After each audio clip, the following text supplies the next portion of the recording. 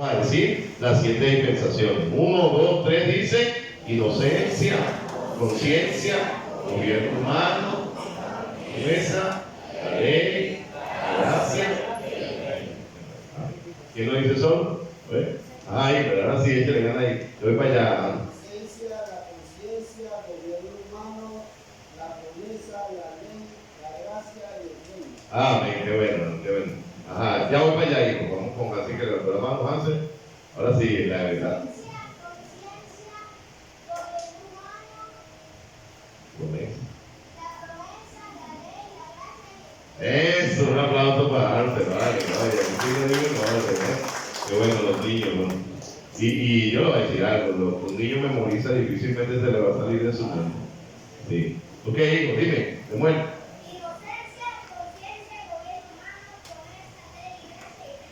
Un aplauso también para la muerte. Después tiene las dispensaciones pegadas en sus cuartos, cada una de las dispensaciones, entonces él siempre las está repasando. Pero también es bueno saber quiénes son los testigos de cada dispensación. De la inocencia está Adán y Eva. De la conciencia, ¿quién es el testigo de la conciencia? Noé. Del gobierno humano, la torre de Babel. De la promesa, Abraham. De la ley, de la dispensación del reino, la gracia, y la dispensación del reino. No, ya les mostré esa vaina. ¿Ves tú de estudio? Ok, sigue ahí, Jason. Ahora vamos a entrar a la cuarta dispensación, y es exactamente la dispensación de la promesa. Vamos a ir al libro de Génesis, capítulo 12. Génesis, capítulo 12, y nos da esta referencia, porque de ahí en adelante comienza. De ahí en adelante, hermanos, recuérdense que estábamos saliendo acerca de la Torre de Babel, en Génesis, capítulo 11, y bueno, ahí sucedió todo lo que sucedió, y viene Génesis, capítulo 12, con una nueva herencia, una nueva forma de dirección, y comienza en Génesis capítulo 12, versículo 1, dice la palabra de Dios: pero Jehová había dicho a Abraham: vete de tu tierra y de tu parentela y de la casa de tu padre a la tierra que yo te mostraré, y haré de ti una nación grande, y te bendeciré y te engrandeceré tu nombre, y serás bendición. Bendeciré a los que te bendijeren, y a los que te maldijeren maldeciré, y serán benditas en ti. ¿Qué dice ahí la palabra de Dios? Y ahí viene una bendición que todavía hasta el día de hoy nos alcanza. ¿Ven? Serán benditas en ti todas las familias de la tierra. Y esa dispensación llega hasta el libro de Éxodo. Vamos a Éxodo, capítulo 19. Éxodo capítulo 19, y vamos a leer el versículo 8. Éxodo capítulo 19, versículo 8, dice: y todo el pueblo respondió a una y dijeron: todo lo que Jehová ha dicho haremos. Y Moisés refirió estas palabras al pueblo. Entonces, en conclusión, con respecto a lo que es el inicio y a lo que es el fin de la dispensación, o de la cuarta dispensación, que es la dispensación de la promesa, comienza con Abraham y termina cuando entra en escena un personaje llamado Moisés. Tiempo de prueba, desde el llamamiento de Abraham hasta la promulgación de la ley de Moisés en el Sinaí. Hermano, lo que me agrada de todo esto es que durante todos los tiempos el Señor ha tenido cuidado de la humanidad.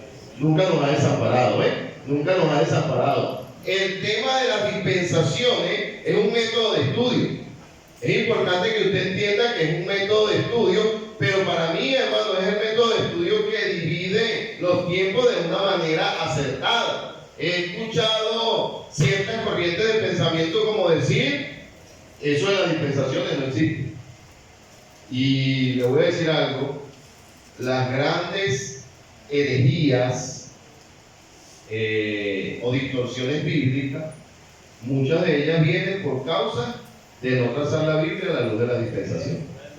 Sí, escuché otra enseñanza hace poco, compartiendo justamente con un amigo de las dispensaciones, y dijo, bueno, yo en lo particular creo que hay 3 dispensaciones, me dijo esta persona, y es un buen amigo, hermano, una persona para mí en cierta manera confiable, pero como son métodos de estudio de la teología, entonces hay personas que no quieren apegarse al 100% a lo que enseñan. Yo lo utilizo porque es la forma más sencilla, es como un método pedagógico sencillo, que nos hace entender exactamente la forma como Dios actuaba en los distintos tiempos. Entonces, la primera enseñanza, dispensacionalismo. Nosotros somos dispensacionalistas. ¿Amén? ¿Usted es dispensacionalista o no lo es? ¿Cree en las dispensaciones o no? Ah, usted no respondí que dispensacionalista. ¿Qué es eso? Sí, me pasó como cuando yo fui a México. Un pastor me invitó a comer y me pusieron una comida, me pusieron un refresco. Y el pastor me preguntó, me dijo, pastor, ¿quiere popote?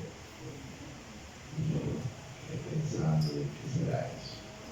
Y yo le dije, bueno, un poquito nada más. Y el pastor se echó a reír y ¿qué vas a hacer? No, popote es esto, y sacó un pitillo. Y yo, no, pero que son, yo le dije que los pitillos, ¿no? Y esas cosas. La misma cara puso usted cuando le dije si usted era dispensacionalista. No, pastor, mi mamá me dio buena enseñanza. Sí, hermano, somos dispensacionalistas, creemos en las dispensaciones, ¿amén? Sí, creemos en las dispensaciones, somos pretribulacionistas. Esa es otra enseñanza importante. Hay gente que es postribulacionista. ¿Qué creen los postribulacionistas? Que la iglesia va a pasar por la gran tribulación y que después se va a ir al cielo. Nosotros no enseñamos eso porque nos lo enseña la Biblia. Somos pretribulacionistas. ¿Qué va a pasar? Se manifiesta el hombre del pecado, el anticristo, la iglesia es arrebatada y comienza la gran tribulación. Entonces, usted es pretribulacionista y es dispensacionalista. Usted ahora anda por ahí, ¿sabe qué soy yo? Yo soy pretribulacionista y la gente se queda sorprendida. Entiéndame, este conocimiento es realmente para nosotros y no es ni siquiera para amedrentar o para avergonzar a alguna persona que no conozca el concepto. A veces que no se conocen los conceptos. Y estos conceptos eran muy sencillos que los cristianos que nos antecedieron lo conocieran porque la iglesia se preocupaba en enseñar esto. Ahora, hoy en día cuando utilizamos lenguajes filosóficos con respecto a lo que es la teología, por lo menos decirle a una persona, háblame acerca de la gnoseología, háblame de la soterología, y las personas se quedan pensando, ¿qué será eso? Y necesitamos asociarnos con este tipo de enseñanza. Por eso yo digo, a mí me encanta predicar, pero necesitamos también volver a la enseñanza dentro de la iglesia. Es importante, me agrada lo que hace la señora Norca, ella viene con su cuaderno y su lápiz a la iglesia y ahí está anotando todo, porque lo que se anota no se olvida. Lo que se anota no se olvida. Claro, yo sé que usted me va a justificar porque usted, la predicación se está grabando, pastor, de todas maneras. La predicación se está grabando, pero cuando usted nota tiene mayor capacidad de retención. Entonces, bueno, la dispensación de la promesa, el personaje de inicio es Abraham y termina cuando entra en escena Moisés. Tiempo de prueba desde el llamamiento de Abraham, la promulgación de la ley de Moisés en el Sinaí. La promesa a Abraham es tipo de la promesa a toda la humanidad, porque en él toda la familia de la tierra iban a ser bendecidas.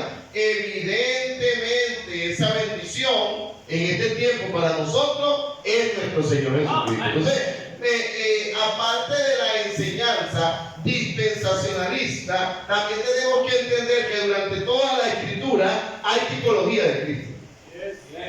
Y en todas las dispensaciones hubo una figura cristocéntrica.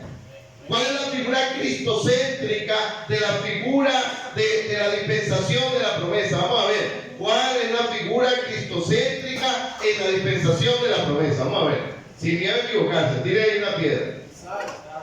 Exactamente, Isaac. Eso es una conchita de mango porque de repente alguien iba a decir, Abraham. No, no es Abraham. La figura cristocéntrica es Isaac. ¿Y quién era Isaac? Isaac era el hijo de Abraham. La promesa que había de venir y que serían benditas en él todas las familias de la tierra. Vamos a Gálatas capítulo, ¿qué me da ahí la cita? 3:7. Gálatas capítulo 3, versículo 7. Sabed por tanto que los que son de fe, estos son hijos de Abraham. Los que son de la fe son hijos de Abraham. Hermano, en nuestro tiempo esa promesa es nuestro Señor Jesucristo.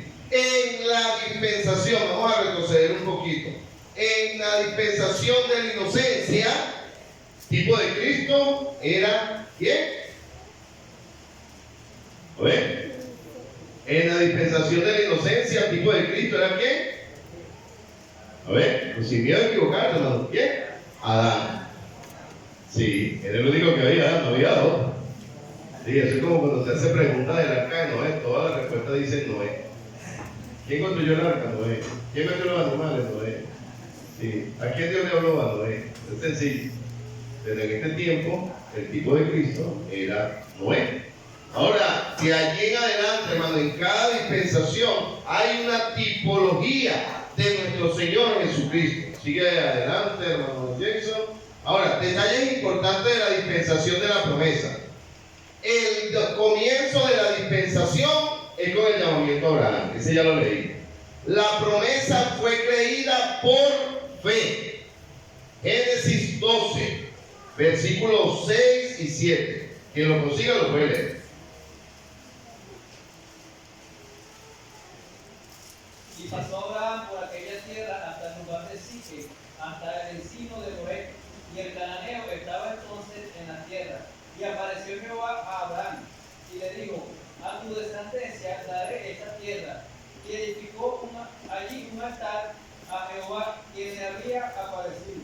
Amén. Ahí vemos que él, hermano, lo creyó por fe. Ahora, ¿cómo sabemos que Abraham lo creyó? Porque el altar se daba en gratitud luego de recibir la promesa. Pero antes que Abraham tuviera la promesa en sus manos, ya él tenía su altar edificado. Y cuán importante es la fe, hermano, en la vida de nosotros como cristianos. ¿Ven? Sí, la Biblia dice que la fe es la certeza de lo que se espera, la fe es la convicción de lo que no se ve. La Biblia dice que por la fe las personas alcanzaron buen testimonio. Ahora, bendición y ser de bendición. Eso era la promesa y eso fue lo que se le dijo con respecto a su hijo Isaac. Adelante. Detalle importante. Acontecimientos durante la dispensación de la promesa. Y estos acontecimientos, en cierta manera, alientan el corazón de los que en alguna manera hemos fallado. Mira lo que dice. Abraham en tierra de Canaán tuvo comunión con Dios y adoración. Ahora, veamos un poco acerca del ejemplo de la vida de Abraham en el tiempo de la dispensación de la promesa. Veremos que ese tiempo fue un tiempo de prueba ineludible para Abraham, que él iba a ser el padre de la fe y de las multitudes. Eso lo vemos en Génesis 12, versículo 4 hasta el versículo 8. ¿Quién lo puede leer? Y se fue Abraham como Jehová le dijo, y Lot fue con él. Y era Abraham de edad de 75 años cuando salió de Aram. Tomó pues Abraham a Sarai su mujer y a Lot, hijo de su hermano, y todos sus bienes que había ganado y a las personas que había adquirido en Aram. Y salieron para ir a la tierra de Canaán, y a tierra de Canaán llegaron. Lo siguiente es hasta el 8. Dice, y pasó Abraham por aquella tierra hasta el lugar de Siquén, hasta el encino de Moré, y el cananeo estaba entonces en la tierra. Y apareció Jehová a Abraham y le dijo: a tu descendencia daré esta tierra. Y edificó allí un altar a Jehová, quien le había aparecido. Verso 8. Luego se pasó de allí a un monte al oriente de Betel, y plantó su tienda, teniendo a Betel al occidente y a Ai al oriente. y edificó allí altar a Jehová e invocó el nombre de Jehová. Ok, sigue adelante, hermano Jason, ya leímos este pasaje. En presencia de la dificultad, estamos hablando de lo que sucedió durante la dispensación de la promesa. Estando Abraham en presencia de la dificultad, abandonó el lugar de su bendición espiritual y se fue a Egipto. Amén. Abandonó el lugar de su bendición espiritual y se fue a Egipto, que es un tipo del mundo. Ahora, no con esto, ¿verdad, hermano? Nosotros podemos tomar estas enseñanzas y decir, bueno, pero si Abraham se convirtió en el padre de la fe y aún él falló y se fue a Egipto, yo también puedo hacerlo. Estas cosas quedaron escritas como para que nosotros no lo hagamos también. ¿Qué le pasó a Abraham cuando se fue a Egipto? 12:12, leo, dice la palabra de Dios. Y cuando te vean, mira, vamos a leerlo desde antes. Desde el 10. Hubo entonces hambre en la tierra. Esto fue durante la promesa. Y descendió Abraham a Egipto para morar allá, porque era grande el hambre en la tierra. Hermano, muy aparte, no quiero predicarlo, quiero enseñarlo, pero no quiero perder la oportunidad de decirte. Necesitamos tener cuidado cuáles sean las motivaciones de las decisiones que vamos a tomar en nuestra vida. ¿Amén? Yo creo que Abraham pudo haber sido sustentado por Dios sin moverse de donde estaba. Pero él, movido por una situación, tomó una decisión incorrecta, se fue del lugar donde Dios lo tenía y se fue a Egipto para morar allá. Ahora mira, dice, y aconteció que cuando estaba para entrar en Egipto, dijo a Sarai su mujer: he aquí ahora conozco que eres mujer de hermoso aspecto. Sarai era una mujer hermosa según lo que dice Abraham. Y dice, y cuando te vean los egipcios dirán, su mujer es, y me matarán a mí, y a ti te reservarán la vida. Ahora pues, di que eres mi hermana, para que me vaya bien por causa tuya, y viva mi alma por causa de ti. Qué feo, ¿verdad? Aconteció que cuando entró Abraham en Egipto, los egipcios vieron que la mujer era hermosa en gran manera. También lo vieron los príncipes de Faraón y alabaron delante de él. Y fue llevada la mujer a casa de Faraón e hizo bien a Abraham por causa de ella. Y él tuvo ovejas, vacas, asnos, siervos, criada, asnos, camellos. Mas Jehová hirió a Faraón y a su casa con grandes plagas por causa de Sarai, mujer de Abraham. Entonces Faraón llamó a Abraham y le dijo: ¿por qué has hecho esto conmigo? ¿Por qué no me declaraste que era tu mujer? Porque dijiste, es mi hermana, poniéndome en ocasión de tomarla para mí por mujer. Ahora pues, he aquí tu mujer, tómala y vete. Entonces Faraón dio orden a su gente acerca de Abraham y lo acompañaron y a su mujer con todo lo que tenía. Ahí vemos que Abraham fue a Egipto para encontrar seguridad en lo natural, pero iba lleno de temores, creyendo que le iban a quitar la vida. Y todo en la vida tiene un precio, hermano. Todo en la vida tiene un precio. Posiblemente Abraham en Egipto, hermano, iba a encontrar lo que él consideró que no lo iba a encontrar, quedándose donde Dios lo tenía. Pero no pudo tener tranquilidad durante todo ese tiempo porque él se encontraba fuera de la voluntad de Dios y por eso había temor en su corazón. Abraham fue a Egipto buscando la paz que el mundo le ofrecía, pero se vio a sí mismo siendo deshonesto y mintiendo. Ahí está, hermano, porque exactamente este hombre necesitaba sobrevivir en el mundo que él había escogido estar cuando él abandonó la bendición de Dios. Abraham fue a Egipto buscando libertad que la seguridad del mundo parece ofrecer, pero se encontró que su esposa la hicieron cautiva. Abraham fue a Egipto por provisión y resultó que Faraón le hizo rico, pero a cambio de quedarse con su mujer. Hermano, eso pasa mucho en estos tiempos. Sí, eso lamentablemente pasa mucho en este tiempo. La gente canjea familia por provisión. Sí, la gente canjea paz por provisión. La gente canjea tranquilidad por provisión. Y en este caso vemos que Abraham se va a Egipto y pues lo primero que vemos es que él se aparta del propósito de Dios. Lo segundo que vemos es que era un hombre que estaba lleno su corazón de temores. Lo tercero que estamos viendo, hermano, es que él se convirtió en un hombre mentiroso y que se convirtió en un hombre deshonesto. Ahí vemos, hermano, que él se aparta del Señor y comienza a llevar la consecuencia a su familia porque su esposa la hace cautiva y al final, voy a hacer este paréntesis, parece él haber encontrado lo que fue a buscar. Y es lo que pasa con algunas personas cuando se alejan del Señor y dice, ahora me está yendo mejor. Ahora me está yendo mejor. ¿A costa de qué? Porque el diablo no va a permitir que lleguen tantas cosas a tu vida de gracia. ¿A costa de qué? Abraham, pues su esposa.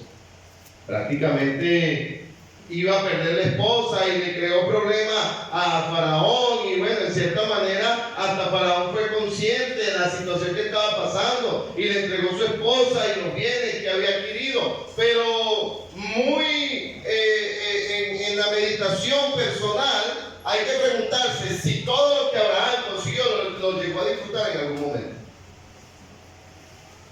Podría haberlo disfrutado sabiendo que era al precio de su esposa, sabiendo que era el precio de su familia. ¿Qué habrá sentido la esposa de Abraham?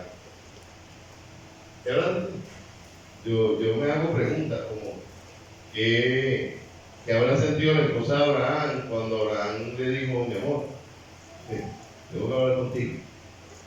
Nadie. Allá es cuando diga que eres mi esposa y que eres mi hermano, para que no me mate. ¿Qué sentiría ella? ¿Qué sentiría Abraham cuando comenzaron a llevar las vacas, a llegar los camellos, y a llegar las tierras, y a llevar la provisión, y saber que todo eso le había costado a su esposa? ¿Qué habrá sentido? Fíjese todo el acontecimiento que hubo dentro de la dispensación de la promesa, todo lo que aconteció en ese momento, hermano. Una serie de acontecimientos que no debieron haber acontecido, pero que el Señor nos los deja para testimonio nuestro. ¿Sigue? Abraham volvió a Canaán y al altar. Y esta parte sí es emocionante, porque el solo hecho de decir Abraham volvió a Canaán muestra la misericordia de Dios. Amén. Que él haya podido volver, la misericordia de Dios. Hermano, la salvación es eterna. Amén. Nadie puede decir yo era salvo, pero ahora no soy salvo porque perdí la salvación. Y tú dices que la perdiste porque a lo mejor nunca la tuviste. Y el diablo no puede robar tu salvación, pero sí puede robarte la paz. Sí, el diablo, o sea, que cualquier cristiano que esté alejado del Señor me diga que tiene paz en el corazón, se engaña a sí mismo. Porque el diablo roba la paz. No importa cuánto haya logrado conseguir a Abraham. No, hermano, no pudo tener paz en ese lugar y en ese momento tuvo que volverse a Canaán y al altar. Génesis capítulo 13 del 1 al 4 dice: subió pues Abraham de Egipto hacia el Neguev, él y su mujer con todo lo que tenía, y con él Lot. Yo si hubiese sido Abraham, todo lo que gané por esa deshonestidad lo hubiese dejado. No quisiera recordarme de nada de eso. Pero la Biblia dice que él lo llevó y no soy yo quien deba criticar a Abraham. Dice, y Abraham era riquísimo en ganado, en plata y en oro, y volvió por su jornada desde el Neguev hacia Betel, hasta el lugar donde había estado antes su tienda entre Betel y Ai, al lugar del altar que había hecho allí antes, e invocó allí a Abraham. ¿A quién invocó Abraham? Le volvió la confianza en el Señor. ¿Amén?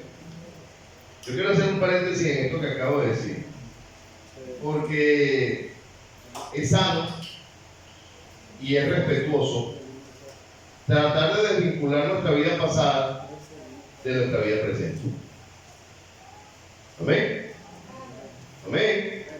Tratar de desvincular mi vida pasada de mi vida presente es respetuoso, ¿verdad?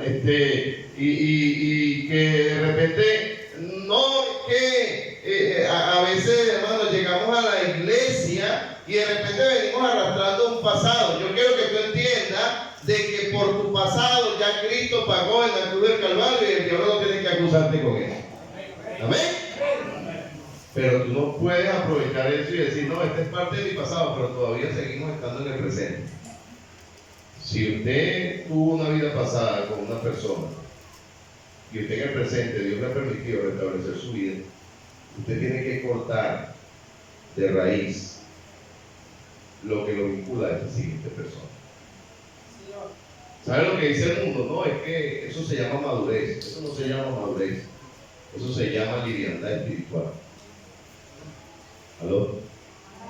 Ay, pastor, lo que está diciendo a mí no me parece. ¿Tú sabes por qué? Porque estamos tan llenos de humanismo dentro de nuestra mente que este tipo de enseñanza nos afecta.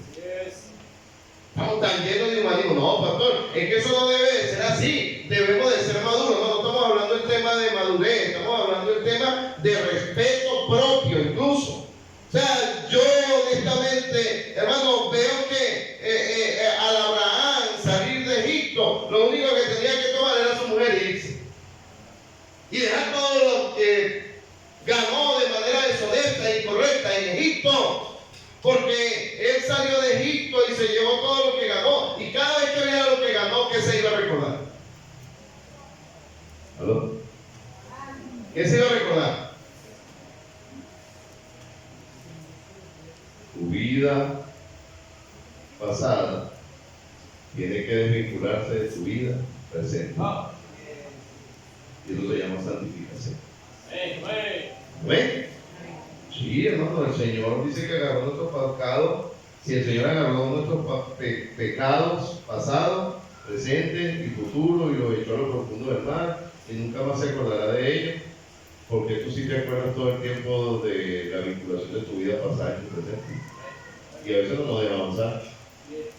¿Ven? A veces no nos deja avanzar. Hermano, los casados mayormente, por el bien y por el cuidado de tu esposa, y en el caso de la dama de tu esposo, tú debes vincularte de todo lo que te ata a tu vida pasada. ¿Amén? A mí me agrada, así como están los niños, Hansel, está Noel y Annie Gray. Ellos pueden crecer caminando con el Señor sin un pasado que los tenga que avergonzar. Jovencitos que vienen llegando a la iglesia, que de repente no tienen un pasado que los tengan que avergonzar, y traten de vivir para Dios, de manera que el día de mañana, aún conociendo al Señor, no tengan que tomar malas decisiones y eso lo avergüence. Pero hermano, lo que hemos llegado, aporreado, marcado por el mundo, tenemos que desvincular. Amén. Sí, yo no quiero predicar, yo quiero enseñar. Pero es que aquí se la ponen a uno bombita. Y te la ponen a uno ahí bombita, ¿y qué vamos a hacer? Hay que aprovechar la oportunidad. Volvió a salir de la tierra de Canaán para ser forastero en otra tierra, y allí se repitió el patrón. Repitió lo mismo, hermano. ¿Por qué? Porque mientras él no corte con su pasado, va a seguir repitiendo el mismo error. ¿Sí entienden? Génesis 20. Génesis 20, versículos 1 y 2. Y de allí partió Abraham a la tierra de Negué y acampó en Tecá de Bichur y habitó como forastero en Gesar. Y dijo Abraham a Sara su mujer, de Sara su mujer, es mi hermana. Lo volvió a hacer. Lo volvió a hacer. ¿Sabes por qué? Porque vio que la primera vez que le hizo le trajo provecho. Y no hay segunda mala.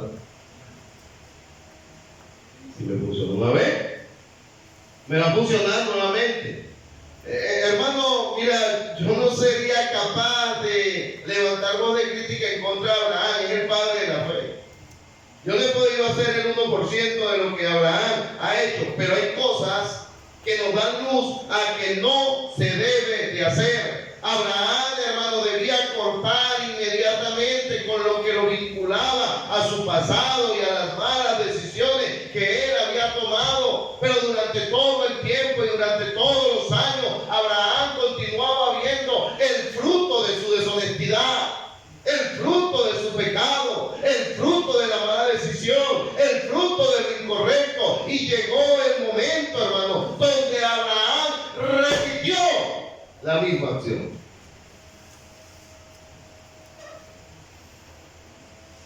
El pecado tiene la capacidad, el pecado es como parir. Yo asocio el pecado como parir. Yo siempre que oigo que una mujer pare, dice: yo no paro más. No paro más. Y los médicos de los hospitales en la área de obstetricia le digo: hasta luego, nos vemos el año que viene. Porque parece que, yo no sé si sufren de amnesia a corto plazo, pero parece que se les olvida que parir duele. Pero no a todas, Liliana, ni hermana Sara, no a todas. La Biblia dice que la mujer cuando da luz hay dolores, pero dice que después que ve su bebé todos esos dolores se le olvidan. Yo creo que eso es que se cumple la Biblia. Sí, se le cumplió la palabra de Dios. Yo asocio el tema del pecado exactamente como parir. Cuando la gente comete un pecado y comete los meados, sí, no lo hago más, lloro, no, ay Dios mío, ayúdame. Esa lloradera, hermano, y ese show, y ese espectáculo que armamos, y después de la primera de cambio, ¡pum!, otra vez de cabeza. O sea, como el burro, dice la Biblia, que tiene que ser arrastrado, tiene que ser golpeado para que aprenda. Entonces yo le estaba predicando a una gente allá abajo, y yo no sé por qué yo le dije ese versículo. Yo le dije: mira, la Biblia dice que no sea como el burro, que tiene que ser arrastrado, porque si no, no se acerca a Dios. Y después yo dije, estoy predicando el evangelio, y le dije burro, pero con cariño, ¿eh? Abraham repitió el mismo error. Le funcionó, sacó provecho, salió del lugar, pero se llevó con él lo que había alcanzado, y pasa el tiempo, vuelve a verse en la misma situación, y ahora dice: y dijo Abraham de Sara su mujer: es mi hermana. Y Abimelech, rey de Gerar, envió y tomó a Sara. Y Sara era una tremenda mujer. Sara era una tremenda mujer, porque la Biblia dice de ella que ella le llamaba Señor. No sé qué le hubiese dicho usted, pero no le hubiese dicho Señor. Las hermanas ahí están maquinando. Dicho. Pero Sara es una buena mujer. Eso también es una buena enseñanza. O sea, a veces hay gente que tiene justificativo de hacer las cosas incorrectas, y Sara tenía razón de hacerlo mal, pero ella preservó el principio de respeto a su esposo. Pero ese otro volvió, reincidió en el pecado. Amado hermano, te lo voy a decir nuevamente: apártate de lo que te vincula a tu vida pasada. Amén. Tu vida pasada no debería de ser tu amigo de Facebook. Tu vida pasada no debería de ser tu contacto en WhatsApp. No debería de ser tu amigo en Instagram. Es tu vida pasada. Amén. Sí, no, ya entre nosotros no hay nada, pero seguimos siendo amiguitos y hablamos de vez en cuando. Qué raro. No está en la Biblia, pero el mundo dice que cuando hubo fuego, ceniza queda. Bien lejos yo. Bien lejos. Desmárquese de su vida pasada por su vida espiritual. Porque aunque usted diga que no, si usted se descuida va a reincidir en la vida. Vamos a seguir porque es muy duro. Quinta dispensación. Vamos a cambiar, ya estaba el ambiente así tenso, la verdad no tan serio. Quinta dispensación. Comienza en Éxodo capítulo 19, versículo 8. Vamos allá. Éxodo ya. Relájese, respire profundo, ya pasó el momento de presión, ahora vamos a la ley. Éxodo 19, versículo 8. Comienza la dispensación de la ley. Allí, hermano, exactamente dice, y todo el pueblo respondió a uno y dijeron, todo lo que Jehová ha dicho haremos. Y Moisés refirió a Jehová las palabras del pueblo. Testigo de esta dispensación es Moisés. Y esta dispensación dura hasta Mateo 27:35, donde el Señor está en la cruz del Calvario. La ley, ahí hay a veces cierta controversia con los profetas, los que predicaron antes de la ley y los que predicaron después de la ley. Por eso es que hay momentos donde nosotros leemos mensajes de algunos de los apóstoles y no lo comprendemos. Oye, pero si ya estaba el Señor Jesucristo, porque Él explicó esto y esto y esto, como por ejemplo Él decía, dentro de los muchos días seré bautizado con el Espíritu Santo y todas estas cosas que le está hablando el Señor. Pero ¿por qué decía eso? ¿No era la dispensación de la gracia? La gracia o la ley no comienza con el nacimiento la gracia, perdón, no comienza con el nacimiento de nuestro Señor Jesucristo, comienza en el cruz del Calvario. O sea que aún durante todo el ministerio de nuestro Señor Jesucristo, el ministerio de los apóstoles, estamos en la dispensación ¿de qué? De la ley. Y por eso es que a veces hay tanto problema con ciertos mensajes que dieron los apóstoles del Señor. Por eso es que dentro de la Biblia vamos a encontrar los evangelios que narran el ministerio del Señor, pero después vamos a encontrar las epístolas paulinas, que ya son más directos para el pueblo gentil o para la iglesia. Vamos a encontrar epístolas eclesiásticas, que son directamente para la iglesia, y las personales, que ya nosotros podemos aplicarlas. Pero aún dentro del panorama de los evangelios tenemos que tener cuidado con el trazo que damos de las escrituras. Mateo 23, por ejemplo. Mateo 23, mal interpretado, crea controversia en la mente y en el corazón de las personas. ¿Por qué? Porque son mensajes que todavía pertenecen a la ley y que deben de ser estudiados a la luz de la dispensación del momento. Señor, yo no quiero confundirlo más, yo quiero que usted entienda. Pero eso no es algo tan sencillo como que, a mí me parece que dice esto por esto, no. El a mí me parece ya no debería existir en ninguna persona que le toque enseñar la Biblia. Yo tengo que, es más, a veces me toca comparar el a mí me parece con lo que realmente quiere decir la Biblia. Y ¿sabe lo que me he encontrado? Que mucho de lo que a mí me parece no es. Y ahí nos toca decir, pero yo pensaba que eso quería decir esto. Pero no era así.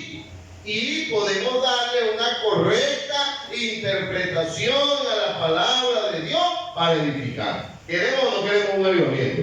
Bueno, yo le voy a decir algo, los avivamientos no vienen por interpretaciones personales de hombres. Los avivamientos vienen cuando se realza el principio de la palabra de Dios. Empieza con la temeraria respuesta de todo el pueblo de Israel, hacer todo lo que Jehová ha dicho. Ahí comienza la ley. Eso es mentira, ¿verdad? Hacer todo lo que el Señor ha dicho es mentira. Pero exactamente ese era el propósito de la ley, demostrarle al hombre que no era capaz de cumplir toda la ley. Amén. Si no somos capaces ni de cumplir toda la ley de tránsito, imagínense usted la ley que está en la Biblia. Éxodo 19:8, hasta la cruz de Cristo. Esta dispensación se extiende desde el Sinaí al Calvario, desde Éxodo hasta la cruz. La ley fue dada por Dios por medio de un mediador. Este fue el mediador de esta quinta dispensación, fue Moisés, no para redimir al hombre, en este caso los israelitas primeramente, sino para hacerle entender su condición de pecador y de impío ante Dios, incapaz de poder alcanzar la justicia y ser justificado por él mismo. La historia de Israel en su transcurso por el desierto, camino a tierra prometida, y una vez allí, contiene una larga lista de, ¿qué dice allí, hermano Jason? Violaciones de la ley. Lo que pasa es que la bandera me está tapando, dice. La prueba de que, no, pero no te preocupes, la prueba de que la nación fue sometida bajo la ley terminó con el juicio de los deportados, pero ¿la qué? La dispensación como tal terminó en la cruz. ¿Sigue? La ley no justifica, acusa. ¿Amén? La ley no justifica, acusa. ¿Cuántos de ustedes se han encontrado con esos católicos que usted le pregunta, usted está 100% seguro que si muere va a ir al cielo? Y el católico que le responde, sí. ¿Por qué? Porque yo guardo todos los mandamientos. Dígame todos los mandamientos. No se lo saben. Yo me he encontrado con personas así. ¿Estás 100% seguro que si muere va a ir al cielo? Sí. ¿Por qué? Yo guardo todos los mandamientos. ¿Me podría citar los mandamientos? Casi siempre citan uno solo. Sí. Amarás al Señor tu Dios con todo tu corazón, con toda tu alma y a tu prójimo como a ti mismo. Ay, los demás mandamientos. Pero no sé. Y ¿cómo que guarda mandamientos que no conoce? A propósito, no son solamente 10 mandamientos, no son 10. Por ejemplo, en el libro de Éxodo son 665, 69 mandamientos directos que se dan. Nada más en Éxodo. ¿Cuánto más una persona vaya a decir que cumple toda la ley? ¿Cómo dice Gálatas 3, versículos 10 y 2 al 12? ¿Quién lo tiene? Porque todos los que dependen de las obras de la ley están bajo maldición, pues escrito está: maldito todo aquel que no permaneciere en todas las cosas escritas en el libro de la ley para hacerlas. Y que por la ley ninguno se justifica para con Dios. Es evidente, porque el justo por la fe vivirá. Y la ley no es de fe, sino que dice: el que hiciere estas cosas vivirá por ellas. La ley. La ley. La Biblia dice que el incumplimiento de la ley acarrea una maldición sobre todos los seres humanos. Amén. ¿Sabe qué quiere decir? Que antes de conocer a Cristo, tú tienes una maldición en tu vida. El que no conoce a Cristo tiene una maldición sobre sí. Suena feo, ¿verdad? Usted ha escuchado a un mundano decir: yo parece que tengo una maldición en sí. No hay nada más real que eso. Sí lo tiene. Sí lo tiene. El incumplimiento de la ley acarrea maldición sobre la vida del hombre. Por eso el hombre, por causa de la desobediencia, lleva maldición sobre sí. Cada transgresión a cada mandamiento es una maldición que nos agregamos, o que el hombre se agrega sobre sí. Así, hermano, de que la ley no estaba dando herramientas para justificarse o para salvarse. La ley lo que estaba haciendo era mostrarle al hombre la incapacidad que tiene el hombre de acercarse a Dios por sus propios medios. Yo me porto bien, mentira. No te portas bien. Ningún hombre es capaz de portarse tan bien que no necesite ir a la cruz de Cristo. Porque todo lo que depende de las obras de la ley está bajo maldición, pues en Cristo está maldito todo aquel que no permaneciera en todas las cosas escritas en el libro de la ley para hacerlas. Y que por la ley ninguno se justificará para con Dios. Es evidente, porque el justo, palabra clave, por la fe. Amén. Vivirá. Y la ley no es de fe, sino que dice que el que hiciera estas cosas vivirá por ellas. Hay una tipología de Cristo dentro de la ley, no la noté.